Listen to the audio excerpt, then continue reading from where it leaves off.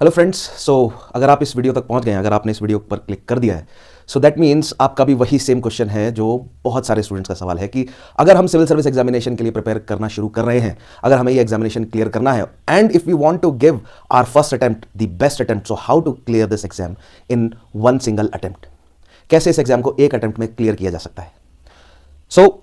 इस वीडियो तक अगर आप पहुंच गए हैं तो आज की इस वीडियो में इस सवाल का प्रॉपर जवाब मैं दूंगा with 9 steps to clear the UPSC civil service exam. कैसे इस एग्जाम को आप एक साल के अंदर, एक अटेम्प्ट के अंदर क्लियर कर सकते हैं। सिंपल 9 स्टेप्स प्रोवाइड करूंगा। सो मेक श्योर कि इस वीडियो के एंड तक आप जरूर जुड़े रहे, because each and every step will be connected with each other. अगर आप एक स्टेप को अच्छे से समझ लेंगे, 2 स्टेप्स को अच्छे से समझ लेंगे और बाकी के स्टेप्स को स्किप कर देंगे, that will not be productive for you. So make sure कि आप इस पूरी वीडियो में मेरे साथ जरूर जुड़े रहे। आपके बहुत ही बेनिफिट की बातें आज मैं बोलने जा रहा हूं। जो मैं पॉइंट्स आज के सेशन में आपको बताऊंगा, आमतौर पर वो आपको बहुत स्कैटर्ड फॉर्म में मिलेंगे, अलग अलग सोर्सेज पे जाकर, अलग अलग टीचर्स और अलग अलग मेंटर्स से पढ़ने के बाद, या बहुत लंबे समय तक इस एग्जामिनेशन की प्रिपरेशन की जो जर्नी है उससे गुजरने के बाद ये सारी चीजें समझ आती हैं। लेकिन वो 9 क्लियर स्टेप्स मैं आज आपको एक ही वीडियो में प्रोवाइड कर दे रहा हूं। सो मेक श्योर कि आप जो है वो इन 9 स्टेप्स को अच्छे से जरूर समझ लें आज के सेशन में। आज के इस सेशन को शुरू करने से पहले मैं एक बार फिर से बता दूं अपने बारे में। I am Vishal Chauhan, I am with upward study and in Dharamshala in Himachal Pradesh. मैं अपना यूपीएससी सिविल सर्विस एग्जामिनेशन के लिए एक GS foundation batch, pre plus mains foundation batch शुरू करने जा रहा हूं मैं 18 से, जिसकी डेमो क्लासेस 18 में से ऑफलाइन शुरू हो जाएंगी एंड ऑनलाइन भी अवेलेबल होंगी on our application. So make sure कि आप रजिस्टर जरूर करें फॉर दैट कोर्स। आप डेमो क्लासेस अटेंड करने जरूर आए हमारे पास। रजिस्ट्रेशन फॉर्म उन क्लासेस के लिए रजिस्ट्रेशन फॉर्म जो है वो गूगल फॉर्म आपको इस वीडियो के डिस्क्रिप्शन में एंड पिन्ड कमेंट में जरूर मिल जाएगा। So now let us start. 9 clear steps, like I said कि ये जो स्टेप्स हैं ये आपको बहुत स्कैटर्ड डिफरेंट सोर्सेज में जाकर देखने को मिलेंगे, और हो सकता है कि कोई एक स्टूडेंट जो है वो इन सारे स्टेप्स को समझ ले, लेकिन प्रॉपर टाइम पर अगर वो उन्हें ना समझ में आए, जब जरूरत है, यानी कि प्रिपरेशन की स्टार्टिंग में अगर वो चीजें उनको क्लियरली समझ में ना आए और अगर उनके साथ में कोई ना चले प्रॉपर उनको गाइड करते हुए इन सारे स्टेप्स के थ्रू, सो प्रिपरेशन जो है वो एक विशियस साइकिल में बदल जाती है। Like in the previous session मैंने आपको एक्सप्लेन किया था that students gate trapped in a vicious cycle and after year उनके कई साल बर्बाद हो जाते हैं इस एग्जामिनेशन की प्रिपरेशन में। So these are the 9 steps, right. 1 2 3 you can see study previous year questions. The very first step, शुरू करते हैं डायरेक्टली पहले स्टेप से। सबसे पहले तो आपको यह जानना है कि एग्जामिनेशन में पूछा क्या जा रहा है। पहला स्टेप है बिल्कुल सिंपल कि स्टडी प्रीवियस ईयर क्वेश्चंस। देखिए, मैंने सिलेबस नहीं कहा कि सिलेबस पढ़ो, बिकॉज सिलेबस तो डेफिनेटली आप लोग पढ़ी रहते हैं, तो समझदार आप भी हैं, ठीक है। फिर आप कहेंगे कि सर हम इतने समझदार भी हैं कि हम प्रीवियस ईयर क्वेश्चंस को भी स्टडी कर लेंगे, राइट। लेकिन प्रॉब्लम ये होती है कि प्रीवियस ईयर क्वेश्चंस से बच्चा ना थोड़ा सा संकोच करता है प्रीवियस ईयर क्वेश्चंस को पढ़ने के लिए। वो सोचता है कि हम थोड़ा सा ना प्रिपेयर कर लें, पहले एक आधा टॉपिक हम प्रिपेयर कर लें, तभी तो हमें क्वेश्चन समझ में आएंगे, राइट। ये एक बहुत बड़ी गलती है जिसमें बहुत लंबा समय बच्चों का वेस्ट होता है। हमें यह कोशिश करनी है कि आपकी प्रिपरेशन की जर्नी को जितना ज्यादा हो सके स्ट्रीमलाइन कर सकें हम। हमारी पूरी टीम की यही कोशिश होगी आपकी पूरी प्रिपरेशन को जितना ज्यादा हो सके हम स्ट्रीमलाइन करें, जितना ज्यादा हो सके उसको एक एफिशिएंट तरीके से आपको हम प्रिपरेशन करवाएं। सो सबसे पहला स्टेप जो आपका होगा, आप प्रीवियस ईयर क्वेश्चंस को स्टडी करेंगे, because the real syllabus for civil service exam and for that matter कोई भी एग्जामिनेशन आप देने जा रहे हैं, जो रियल सिलेबस है वो प्रीवियस ईयर क्वेश्चन से निकल कर आता है ना। सुनने में आपको अचरज वाली बात लग रही होगी ना कि सर असली सिलेबस प्रीवियस ईयर क्वेश्चन है। यस, असली सिलेबस प्रीवियस ईयर क्वेश्चन है, क्योंकि वहां से हमें पता चलता है कि किस कर्व में रहकर, क्या कर्वेचर है एग्जामिनेशन का, जो एग्जामिनर है, जो कमीशन है या जो भी अथॉरिटी है जो एग्जामिनेशन कंडक्ट करवा रही है, वो किस कर्वेचर में रहकर ज्यादा से ज्यादा क्वेश्चंस पूछ रहे हैं। बिकॉज सिलेबस तो उन्होंने डिफाइन कर दिया है, चलो ठीक है, सिलेबस डिफाइन कर दिया। प्री का यूपीएससी का सिलेबस इतना ज्यादा डिफाइन नहीं है, मेंस में उन्होंने काफी अच्छा डिटेल में जो है वो सिलेबस दिया है, राइट। तो आप प्री और मेंस दोनों क्वेश्चन पेपर्स को उठाएंगे, राइट। अपनी प्रिपरेशन शुरू करने से पहले उनको एनालाइज करेंगे, देखेंगे अच्छे से, राइट। और आप समझेंगे कि भैया सिलेबस ये दिया है हमें प्री और मेंस का, और किस तरह के क्वेश्चंस जो हैं वो मेंस में से पूछे गए हैं, किस तरह के क्वेश्चंस जो हैं वो प्री के सिलेबस में से आ रहे हैं, राइट। क्योंकि प्री के सिलेबस में बहुत ही मतलब सिंपल स्टेटमेंट्स दी हुई हैं कि भैया मॉडर्न इंडियन हिस्ट्री है या आर्ट एंड कल्चर है इंडिया का, या इंडिया एंड वर्ल्ड के इंपॉर्टेंट करंट अफेयर्स है, इस तरह की ब्लैंकेट स्टेटमेंट्स दी हैं। लेकिन आप मेंस के सिलेबस को खोलकर देखोगे तो वहां पर थोड़ा डिटेल में उन्होंने दिया है, टॉपिक्स दिए हैं कि क्या वो पूछेंगे एग्जामिनेशन में। अब मेंस के सिलेबस को और प्री के सिलेबस को आप एक साइड रखेंगे, प्रीवियस ईयर क्वेश्चंस को दूसरी साइड रखेंगे, और फिर आप देखेंगे कि कौन सा क्वेश्चन किस टॉपिक से आ रहा है, right. And that is the first step. आपको जो उठाना है वो अपने दिमाग में एक मैप क्रिएट करना है, और यही मैप में सबसे पहले, हर टॉपिक पढ़ाने से पहले मैं आपके दिमाग में ये एक मैप क्रिएट करूंगा कि ये है पूरा का पूरा सिलेबस। नाउ दिस इज एक मैं आप लोगों को एक चैलेंज देता हूं। ऑलरेडी जो स्टूडेंट्स कुछ सालों से प्रिपरेशन कर रहे हैं उनके लिए एक छोटा सा चैलेंज है, चैलेंज चलो छोड़ो, एक टास्क है। ये सब पूरी वीडियो वगैरह बंद करो। क्या आप अपनी मेमोरी से जीएस 1 2 3 4 कोई भी एक जीएस सब्जेक्ट उठाओ, क्या आप अपनी मेमोरी से उस पूरा जीएस छोड़ो, कोई भी एक सब्जेक्ट उठा लो, लाइक ज्योग्राफी उठा लो, पॉलिटी उठा लो, इंटरनेशनल रिलेशन उठा लो, एथिक्स, इंटेग्रिटी, एप्टीट्यूड, कोई भी एक सब्जेक्ट, कोई भी एक टॉपिक उठा लो और देखो कि क्या आप अपनी मेमोरी से पूरा सिलेबस एटलीस्ट लिख सकते हो या नहीं, क्या आपके दिमाग में वो सिलेबस का सिनॉप्सिस प्रिपेयर्ड है या नहीं है। And this is I know bye my experience that majority of students जो ऑलरेडी प्रिपेयर कर रहे हैं काफी टाइम से, वो सिलेबस तक भी जो है वो अपनी मेमोरी से नहीं लिख सकते, उनके दिमाग में वो सिलेबस का सिनॉप्सिस ही प्रिपेयर्ड नहीं है। And that is the first thing that आपको आपके दिमाग में प्रिपेयर करना है, एक सिलेबस का सिनॉप्सिस, कि एक्चुअली में यूपीएससी ने सिलेबस में दिया क्या है, जो उन्होंने अपनी जो भी वो नोटिफिकेशन हर साल पब्लिश करते हैं, और उसके पैरेलल में पिछले 10-15 सालों से वो सवाल किस तरह के पूछ रहे हैं। नाउ इससे आपको एक कर्वेचर डेवलप हो जाएगा कि ये सभी क्वेश्चंस जो है वो सिलेबस के अंदर, लाइक एक कर्व डेवलप होगा, प्रीवियस ईयर क्वेश्चंस यहां रखेंगे आप, सिलेबस यहां रखेंगे, एक कर्व डेवलप होगा, उस कर्व के अंदर आप देखेंगे कि बहुत सारे ऐसे टॉपिक्स हैं जो सिलेबस में दिए हैं और प्रीवियस ईयर क्वेश्चन में आए, और बहुत सारे ऐसे टॉपिक्स हैं जो सिलेबस में नहीं दिया है लेकिन फिर भी प्रीवियस ईयर क्वेश्चन में पूछे गए हैं। फिर आपको समझ आएगा कि ऐसे बहुत सारे टॉपिक्स होंगे, ऐसे बहुत सारे कॉन्सेप्ट्स हैं जो कि सिलेबस में मेंशन्ड नहीं है लेकिन टाइम एंड अगेन यूपीएससी ने उन पर क्वेश्चन पूछे हैं। That means by an effect वो भी सिलेबस का हिस्सा है। तो जो यूपीएससी ने सिलेबस प्रिंट कर आपको दिया है उसके अलावा भी एक एक्सपेंडेड फॉर्म है सिलेबस का, जो कि हमें प्रीवियस ईयर क्वेश्चन से देखने को मिलता है। That is why I said कि previous year questions are the real syllabus, और वहां से हमें एक कर्वेचर पता चलता है। आपको एनालाइज करना है, लाइक यहां पर लिखा, आपको एनालाइज करना है कि 10 साल के प्रीवियस ईयर क्वेश्चंस क्या क्या हैं, ठीक है। आपको आइडेंटिफाई करना है रिपीटिंग टॉपिक्स, ऐसे कौन से टॉपिक हैं जो बार बार रिपीट हो रहे हैं। फिर आपको प्री एंड मेंस दोनों के लिए उन्हें समझना है, और फिर आपको एक, जब आप फिर पैरेलल में पढ़ाई करना फिर शुरू करेंगे तब आपको अच्छे से समझ आएगा कि अच्छा ऐसे कौन से टॉपिक हैं जो कि बार बार यूपीएससी पूछ रहा है, प्रीलिम्स में भी और मेंस में भी। आपको डेफिनेटली एक दिमाग में मैप क्रिएट हो जाएगा कि इन टॉपिक्स पर मुझे ज्यादा फोकस देना है, राइट। तो ये बिल्कुल सिंपल स्टेप है, स्टेप 1। अब देखिए, ध्यान रखिए, मैंने कहा कि ये स्टेप्स जो है वो एक दूसरे के साथ कनेक्टेड है। मैंने एक सीक्वेंस बनाया, step 1, step 2, step 3, right. You can follow this sequence also, but ये एक मकड़ी के जाले की तरह समझिए। दैट स्टेप 1 केवल स्टेप 1 पहले शुरू में ही नहीं आएगा, वो स्टेप 3 के साथ भी चल रहा होगा पैरेलल में, वो स्टेप 9 के साथ भी चल रहा होगा पैरेलल में। So it's like a web, connected होंगे ये सारे स्टेप्स एक दूसरे के साथ, आपको वो भी समझना है। सो स्टेप 1 आई होप आप लोगों को क्लियर हुआ होगा। If there is any doubt, कोई क्वेश्चन है इससे रिलेटेड, तो आप मुझे कमेंट में जरूर मेंशन करें। एंड लाइक आई सेड, मेरी कॉन्टैक्ट इन्फॉर्मेशन इस वीडियो के डिस्क्रिप्शन में अवेलेबल है। पंकज सर की कॉन्टैक्ट इन्फॉर्मेशन, अपवर्ड स्टडी वाले पंकज सर की कॉन्टैक्ट इन्फॉर्मेशन भी अवेलेबल है। कोई भी डाउट रहता है, कोई भी कंसर्न रहता है, हमें आप कॉन्टैक्ट कीजिए, we are here to help you.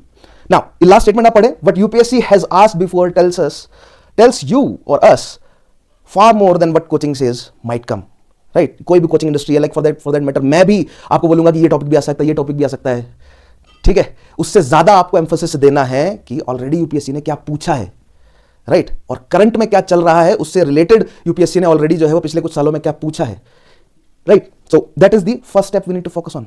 Second step is very simple, limit your resources. Now आपने बहुत बार सुना होगा, बहुत टॉपर्स इस टॉपिक पर बात करते हैं कि अपने सोर्सेस को लिमिटेड रखो, कम से कम पढ़ो, ठीक है। लाइक ये स्टेटमेंट है, देखिए, the topper who read 3 books 5 times beats the student who read 15 books once। बिल्कुल सिंपल स्टेटमेंट है और बिल्कुल प्रैक्टिकल है, और ये लागू होती है सिविल सर्विसेज की प्रिपरेशन में। अगर आप डिफरेंट सोर्सेस पढ़ते जाएंगे और कंसोलिडेट उन्हें नहीं करेंगे तो उनका कोई फायदा नहीं है। अपने सोर्सेस को लिमिटेड रखिए, राइट। लाइक फॉर एग्जांपल, आप कोई भी सब्जेक्ट उठाएं, लाइक पॉलिटी की बात करें तो लक्ष्मीकांत उठाइए एक साइड, एक स्टैंडर्ड बुक उठा ली आपने, प्लस आपने एनसीईआरटी तो नॉन नेगोशिएबल है ही, एनसीईआरटी उठा ली, लक्ष्मीकांत उठा ली, प्रीवियस ईयर क्वेश्चंस उठा लिए प्री और मेंस के, राइट। और उसके पैरेलल में कोई भी एक न्यूज़पेपर उठा लिया, चाहे हिंदू चाहे एक्सप्रेस या व्हाटएवर आपको जो भी पसंद है, कोई भी एक न्यूज़पेपर आपने उठा लिया, एक बुक उठा ली, एनसीईआरटी उठा ली, और कोई भी एक मेंटर आपने सेलेक्ट कर लिया कि ये मेंटर के जो है वो कॉन्सेप्ट्स जो कि स्टोरी के फॉर्म में हमें समझाएंगे अच्छे से, ये बुक को एक्सप्लेन कर देंगे, स्टोरी के फॉर्म में पूरा कॉन्सेप्ट भी हमें समझा देंगे, एनसीईआरटी से हमें पॉइंट्स मिल जाएंगे, बुक से हमें पॉइंट मिल जाएंगे, राइट। एक सोर्स से मुझे करंट अफेयर मिल जाएंगे इस पर्टिकुलर सब्जेक्ट के लिए। देन एक ही शुरुआत में एक ही हम मॉक टेस्ट जो है वो या टेस्ट सीरीज हम ज्वाइन करेंगे, राइट। एंड देन कंसिस्टेंटली उसको फॉलो करते जाइए, एक सोर्स को, एक टाइप ऑफ सोर्स को एक सब्जेक्ट के लिए। एंड बिलीव मी, जितने भी टॉपर्स हैं जो अव्वल दर्जे की रैंक्स होल्ड करते हैं, वो यही फॉर्मूला यूज करते हैं, they stick to limited sources and उसको अगेन एंड अगेन वो फॉलो करते जाते हैं ताकि वो कंसोलिडेट हो जाए उनके दिमाग में। क्योंकि देखिए, बिल्कुल सिंपल सी बात बताऊं मैं आपको, इसको टेस्ट कर लेना बेशक। मेंस में 1750 के मेंस होते हैं, 1750 नंबर्स के 40 से 45% मार्क्स आते हैं टॉपर्स के, राइट। अगर बहुत सारे सोर्सेज को पढ़कर काम चल जाता या बहुत सारे सोर्सेज पढ़ रहे होते टॉपर्स, तो 60-70% जो स्कोर करना चाहिए था उन्हें, 45 से 40% के आसपास ही क्यों नहीं पढ़ जाते हैं मैक्सिमम टॉपर्स? क्योंकि that is what works. This is one of the reason कि व्हाई 40 से 45% मार्क्स आते हैं। और भी कई फैक्टर्स हैं, उनको हम क्लास में डिस्कस करेंगे क्या है, but this is one of the factor that they have limited their resources. उन्होंने कम रिसोर्सेज को चूज किया और उन्हें कंसोलिडेट किया। That is what you need to do. और एक और चीज आप लोगों को करनी है, आप कमेंट में मुझे मेंशन करके बताइए कि किस सब्जेक्ट के लिए कौन सा रिसोर्स आप समझते हैं कि बेस्ट है, और फिर मैं अपने एंड से आपको प्रोवाइड करूंगा कि कौन सा रिसोर्स जो है वो आप चूज कर सकते हैं। Like NCERTs are non negotiable, like यहां पर लिखा है कि यूज एनसीईआरटीज, ओल्ड यूज करें, न्यू यूज करें, एनसीईआरटीज जो है वो नॉन नेगोशिएबल है। उसके अलावा हर एक सब्जेक्ट के लिए कोई एक स्टैंडर्ड बुक आप जो है फॉलो कर सकते हैं। फॉर जीएस ऑप्शनल की कहानी थोड़ी अलग होती है, ऑप्शनल में हमें थोड़ा सा अपने होराइजंस को एक्सपेंड करना पड़ता है। Now that is the step number 2। Next is वही सेम बात जो मैंने प्रीवियस सेशन में कही थी। Third step is that you need to be mains ready from the day one, because mains is the actual exam। बार बार मैं ये बात कहूंगा, कह रहा हूं, आगे मैं क्लास में भी बार बार ये बात बोलता रहूंगा कि जो एक्चुअल एग्जाम है वो मेंस है। Mains is the actual exam, prelims is just a screening test.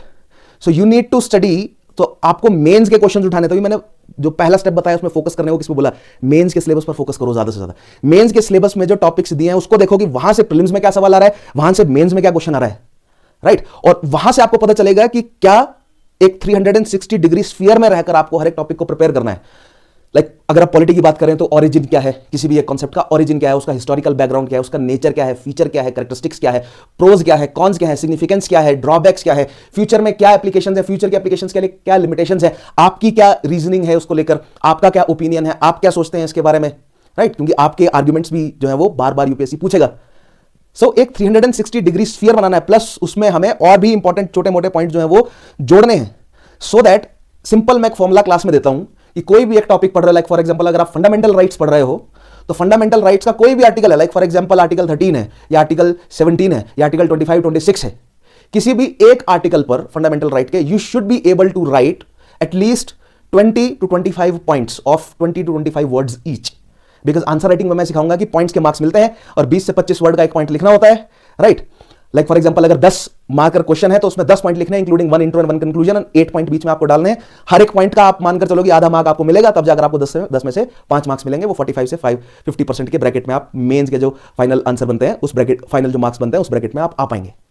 Points में आंसर लिखने होंगे, पॉइंट्स के आपको मार्क्स मिलेंगे, राइट। सो कोई भी टॉपिक प्रिपेयर कर रहे हैं तो उस पर आपके पास कम से कम 15, 20, 25 पॉइंट्स होने चाहिए हर डायरेक्शन से। उसका ओरिजिन क्या है, उसका नेचर क्या है, फीचर क्या है, characteristic, pros, con, significance, everything. That is, यानी कि आपके पास एक थरो एनालिसिस होना चाहिए, एक क्रिटिकल एनालिसिस होना चाहिए, थरो एनालिसिस होना चाहिए, so that you are able to discuss on that, comment on that, evaluate that particular thing and do all that critically also. So be mains ready, because mains is the actual examination. So that means you need to start writing answers from the day one. And अब आप मुझे बताएं comment में, definitely आप मुझे mention करें कि आप में से कितने स्टूडेंट्स हैं जो इस साल प्रीलिम्स में एंटर कर रहे हैं, you confidently you can say that I am mains ready, right. Mention करके मुझे कमेंट में जरूर मेंशन करें ये point. And the next step is obviously answer writing from day 1। Step 3 step 4 से कनेक्टेड है कि मेंस रेडी हमें रहना है, और कैसे रहना है, हमें फर्स्ट डे से ही आंसर राइटिंग शुरू कर देनी है। अब मैं ये नहीं कह रहा हूं कि पहले दिन से ही आपको GS2 का कोई भी एक प्रीवियस ईयर क्वेश्चन उठाना है और क्वेश्चन सॉल्व करना है, नहीं। मैं आपको शुरुआत करवाऊंगा, मेरा ऐसा मानना है शुरुआत करना है हमें एनसीईआरटी के क्वेश्चन से, जो बुक हर एक चैप्टर के एंड में दिए होते हैं, या NIOS के क्वेश्चन बहुत अच्छे होते हैं, बहुत डायरेक्ट सवाल होते हैं, हमें उन डायरेक्ट क्वेश्चन से शुरू करना है। Like what is fundamental rights, या what is Madden Julian oscillation, right, या मॉनसून क्या है, या एग्रीकल्चर क्या होता है, ठीक है। सो बिल्कुल बेसिक सवाल, उस पे हम पहले 100 वर्ड्स लिखना सीखेंगे, 150 वर्ड्स लिखना सीखेंगे। फिर मैं आपको धीरे धीरे बताऊंगा कि पॉइंट्स में कैसे आंसर लिखा जाता है, इंट्रो कैसे बनाए, बॉडी कैसे बनाए, कंक्लूजन कैसे बनाए, वर्ड लिमिट में कैसे रहा जाता है, स्पेस को कैसे मैनेज किया जाता है, डायग्राम्स कैसे बनाए जाते हैं। All these things I will teach you from day 1, from week 1 I will, आपकी मैं आंसर राइटिंग शुरू करवा दूंगा। यू नीड टू, लाइक यहां पर लिखा है ना, right at least 1 answer every single day. हर रोज आपको एटलीस्ट एक सिंगल आंसर लिखना पड़ेगा, क्योंकि जिनके साथ आपका कंपटीशन है ना, like I said in the previous session, 3000 बच्चे जो फाइनली इंटरव्यू के लिए शॉर्टलिस्ट होते हैं, वो बच्चे कई सालों से इस पूरे प्रिपरेशन की साइकिल में इन्वॉल्व हैं और एटलीस्ट 2-2,500 आंसर लिखने के बाद वहां पहुंचे हैं।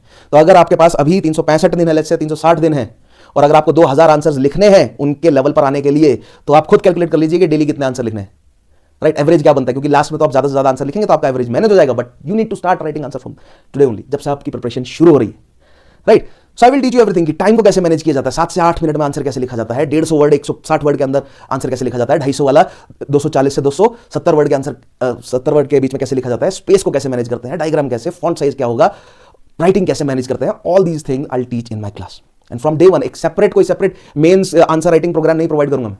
जो मेरा कोर्स, जो हम अपवर्ड स्टडी में कोर्स लेकर आ रहे हैं, उसी में ही मैं आपको प्रॉपर जो है वो आंसर राइटिंग की प्रैक्टिस कराऊंगा फ्रॉम डे 1 ओनली। पूरे स्ट्रक्चर्ड वे में प्रिपरेशन करवाएंगे आपकी आंसर राइटिंग की, because I strongly and firmly believe that आपको मेंस के लिए रेडी करना है हमें, ठीक है, प्रीलिम्स तो स्क्रीनिंग टेस्ट, एक बार हम मेंस के लिए रेडी हो जाए तो आखिरी 3-4 महीने में प्रीलिम्स के लिए तो ऐसे हम आपको तैयार करा देंगे। प्रीलिम्स तो क्या है, प्रीलिम्स तो एक बाय प्रोडक्ट है मेंस की प्रिपरेशन का, ये मानकर चलें। सो मेक श्योर कि आप मुझे कमेंट में जरूर बताएं कि अभी अगर आप आंसर लिख रहे हैं तो कितना टाइम लगा रहे हैं आप, टाइमर लगाकर एक बार आंसर लिखकर देखिए 150 वर्ड वाला, मुझे बताइए कि कितने टाइम में आप आंसर लिख पा रहे हैं। सॉरी, या लेट्स से आपने जब शुरुआत, अगर आप पहले से प्रिपरेशन कर रहे हैं और आप पहले से आंसर लिख रहे हैं तो मुझे बताइए जो शुरुआत आपने करी थी, स्पेशली दो स्टूडेंट्स जिन्होंने शुरुआत जब करी थी आंसर लिखने की, तो कितना टाइम लग रहा था पहला आंसर लिखने में। मेक श्योर कि आप उसे मेंशन जरूर करें।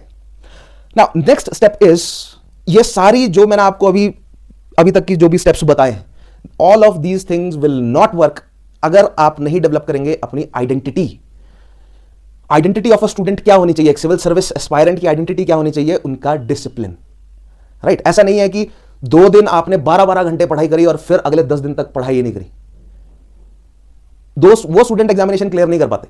सिंपल सी बात है, सिंपल सा फंडा है मेरा, केवल वही स्टूडेंट एग्जामिनेशन ये क्रैक कर रहे हैं जो कि हफ्ते में एटलीस्ट 5 या 6 दिन प्रिपरेशन को दे रहे हैं। मैं ये नहीं कह रहा कि डेली पढ़ना है, 360 दिन पढ़ते जाना, नहीं, हमको बर्नआउट नहीं होना, हमें बर्नआउट अवॉइड करना है, हमें अवॉइड करना है ब्रेन फॉग, हमें अपनी फिजिकल और मेंटल हेल्थ दोनों का ख्याल रखना है। मैं बार बार ये क्लास में भी बात बोलता हूं, सभी एस्पायरेंट्स को मैं बात बोलता हूं कि this preparation and finally this job is not your life, it is part of your life.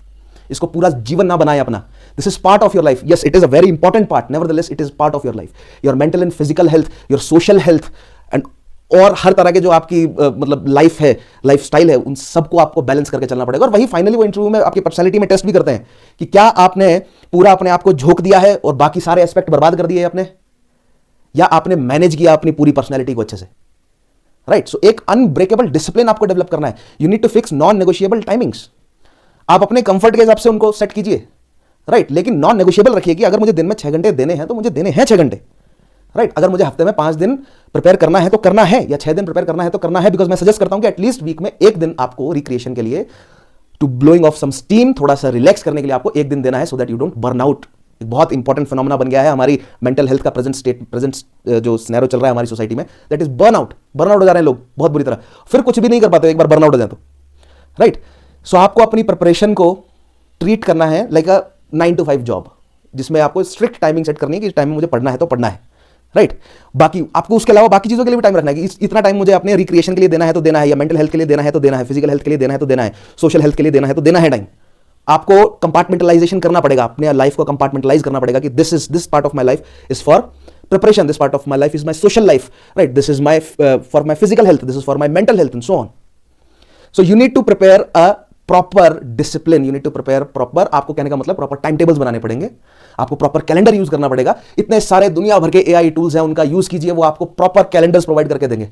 या और बेटर तरीका, सबसे बेस्ट स्ट्रक्चर होता है ऑफलाइन क्लासेस। अगेन मैं अपना बताऊं, ऑफलाइन क्लासेस सबसे बेस्ट स्ट्रक्चर होता है, क्योंकि and why majority of students offline classes से ही क्यों एग्जाम क्लियर करते हैं, because that provide that discipline. Offline classes वो डिसिप्लिन प्रोवाइड करती हैं, वो स्ट्रक्चर प्रोवाइड करती हैं, वो कंपार्टमेंट प्रोवाइड करती है उनकी लाइफ में, जो उन्हें प्रिपरेशन की, जो उनकी प्रिपरेशन को कंसिस्टेंट रखता है, जो उनको परसिवरेंस प्रोवाइड करता है। आप कहेंगे कि सर ये परसिवरेंस वर्ड कहां यूज कर दिया आपने, क्या मतलब है इसका? एथिक्स जीएस पेपर 4 में समझाऊंगा कि परसिवरेंस क्या होता है। सो आप मुझे कमेंट में जरूर बताएं कि आप कितना समय कंसिस्टेंटली जो है वो अपनी प्रिपरेशन को दे पा रहे हैं, नहीं दे पा रहे हैं या नहीं। आप मुझे अपने प्रॉब्लम सजेस्ट कीजिए, not suggest but problem share कीजिए। आप, मैं अपनी तरफ से आपको सोल्यूशन सजेस्ट करूंगा कि what you can do to manage your time better. But that is another step. आपको डिसिप्लिन के बगैर जो है वो ये एग्जाम क्लियर नहीं होगा। एक राउडी बिहेवियर से ये एग्जाम क्लियर नहीं होगा, ठीक है। There is another problem of procrastination, that is a whole another topic. उसको क्लास में मैं अच्छे से एक्सप्लेन करूंगा कि that how to beat procrastination, because something that I have dealt with. Now next step is, ये सभी चीजें पढ़ने के, आपने सिलेबस उठा लिया, आपने प्रीवियस ईयर क्वेश्चंस उठा लिया, फिर आपने टॉपिक्स उठा लिया, आपके पास मटेरियल है, आपके पास टीचर है, आपके पास टेस्ट सीरीज है, आपके पास डिसिप्लिन है पढ़ने का। आपने 6 महीने सिलेबस को दे दिए, आपने 70% जो है वो जो भी प्रिस्क्राइब्ड सिलेबस था वो पढ़ लिया। लेकिन लाइक आई सेड थोड़ी देर पहले जो मैंने सवाल पूछा था, ठीक है, मैंने कहा था कि कमेंट में मुझे लिखकर बताएं, या आप जो है वो सब कुछ नोटबुक वगैरह बंद करके अपनी मेमोरी से, अभी जो आपकी मेमोरी है वहां से आप मुझे लिखकर बताएं कि भैया कितना, मतलब कोई भी एक सब्जेक्ट के सारे टॉपिक्स आप अपनी मेमोरी से लिख सकते हैं नहीं, राइट। बहुत सारे स्टूडेंट्स जो हैं वो चूक जाएंगे उसमें। क्यों? क्योंकि एक बहुत बड़ी गलती जो बच्चे समझते हैं कि एग्जामिनेशन की स्ट्रेटजी ये होनी चाहिए, ऐसी होनी चाहिए, वैसी होनी चाहिए, स्ट्रेटजी में फंसे रह जाते हैं और मेन स्ट्रेटजी भूल जाते हैं कि revision is the actual strategy. Revision है the only way, the actual way, the best way, ठीक है। अब आप कहेंगे कि सर एब्सोल्यूट टर्म्स में क्यों बोल रहे हो आप? एथिक्स जीएस पेपर 4 में पढ़ाऊंगा मैं that there is no such thing as absolute, everything is on a continuum, right. But believe me, अभी आपको यह मानकर चलना है that revision is the absolute the best way for preparation. जो पढ़ा है अगर वो कंसोलिडेटेड नहीं रहेगा दिमाग में, सो कोई फायदा नहीं है, दुनिया भर का जितना मर्जी पढ़ना है पढ़ लीजिए। That means you need to be in a cycle of revision. क्योंकि देखिए there is a Ebbinghaus forgetting curve करके कर्व होता है, मैं क्लास में भी इस चीज को समझाऊंगा और एक सेपरेट सेशन भी ले लूंगा कि रिवीजन की साइकिल क्या है। लेकिन मोटी मोटी बात यह है कि आज जो पढ़ा है वो हार्डली 2 या 3 दिन तक आपके दिमाग में क्रिस्टल क्लियर जो है वो रहेगा, उसके बाद वो धीरे धीरे फॉग होता जाएगा और maybe in a couple of weeks पूरी तरह आपके दिमाग से हट जाएगा।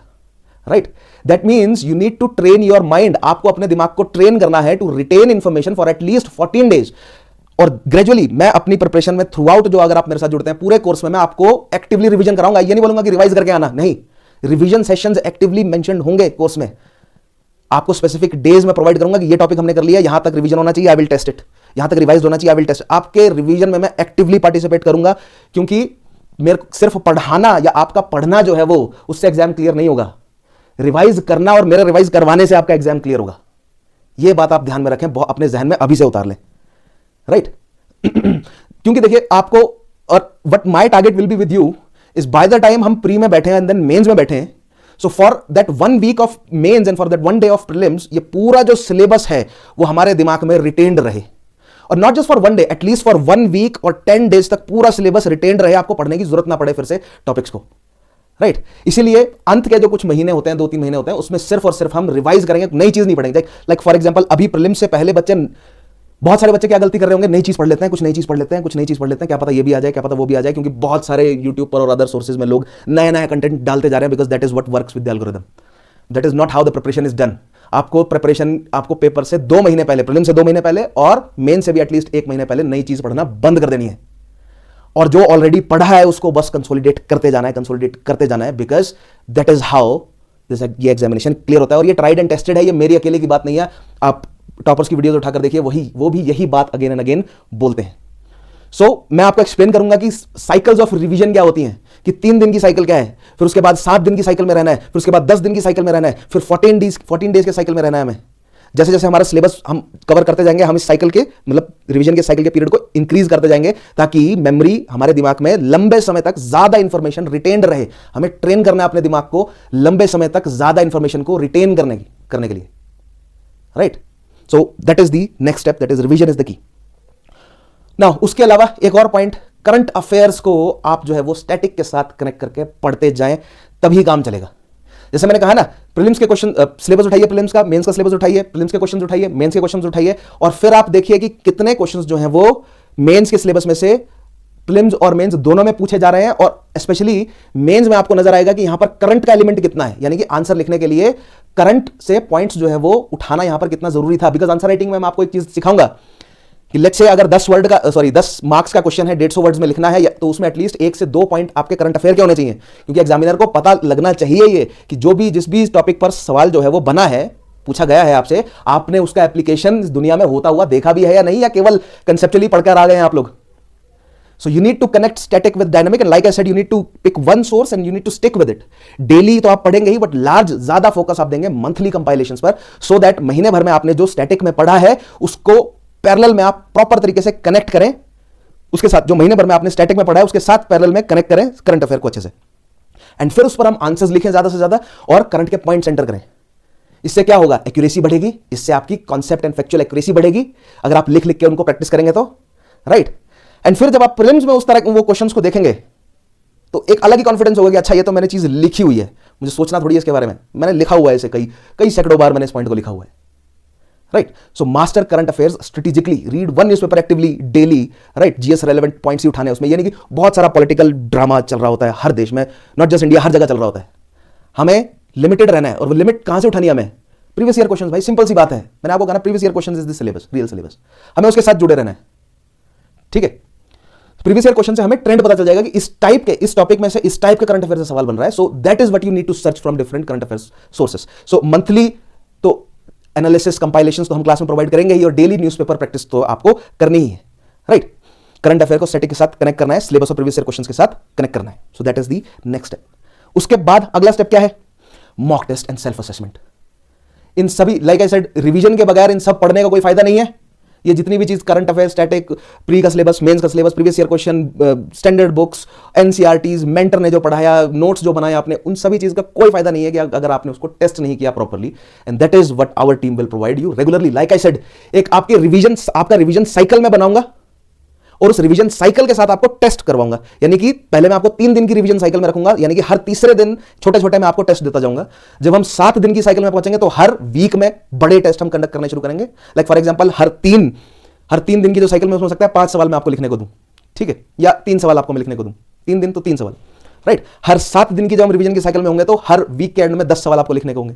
जब हम 10 दिन की रिवीजन साइकिल में हो जाएंगे तो हम फुल लेंथ के पेपर लिखना शुरू कर देंगे, 20 questions. So mock test and self assessment बहुत जरूरी है। आप जो है वो जितना ज्यादा लिखकर उसको टेस्ट चेक करवाएंगे, हमने ठीक लिखा है या नहीं लिखा है, तभी तो डेवलप करेंगे ना।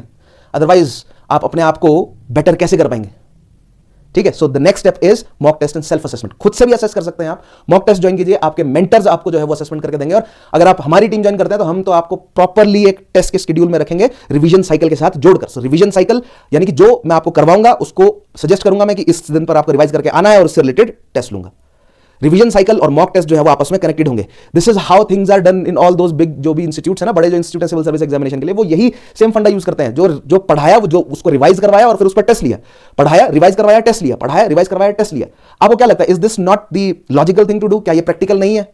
Is this not the most efficient way to prepare? मुझे तो लगता है, राइट। और यही हमारी कोशिश रहेगी अपवर्ड स्टडी में, धर्मशाला में, हमारे बैच के साथ। So like I said, if you want to join, आप पहले आकर मॉक, आपको ज्वाइन करने के लिए कौन बोल रहा है, आप डेमो सेशन जाकर अटेंड कीजिए। आइए डेमो सेशन अटेंड कीजिए। गूगल फॉर्म इस वीडियो की डिस्क्रिप्शन में अवेलेबल है। कमेंट कीजिए कि सर हमें डेमो सेशन अटेंड करना है, राइट। हमारी टीम आपको या मैं पर्सनली आपको कांटेक्ट करूंगा and then we will enter into. आप जो है वो आइए एंड डेमो सेशंस अटेंड कीजिए। There I will explain all these things in details. और मेरा पढ़ाने का और हमारी पूरी टीम की पढ़ाने का तरीका जो है वो समझिए और देखिए कि क्या आपको वो सूट करता है या नहीं। और जहां तक मुझे लगता है कि this is a very refined way to prepare for civil service examination. I have long years of experience and I have watched and analysed बहुत सारे डिफरेंट इंस्टीट्यूट्स, बहुत सारे डिफरेंट स्टूडेंट्स को एनालाइज करने के बाद ये इंफॉर्मेशन का क्रक्स मैंने जो है वो इकट्ठा किया है। एंड आई वांट कि इसका बेनिफिट ज्यादा से ज्यादा मेरे हिमाचल प्रदेश के एस्पायरेंट्स को मिले, क्योंकि like I said our mission, ये हमारा मिशन ये है कि हिमाचल प्रदेश से ज्यादा पार्टिसिपेशन बढ़े सिविल सर्विसेज में। And finally the last step is guidance and mentorship is a must.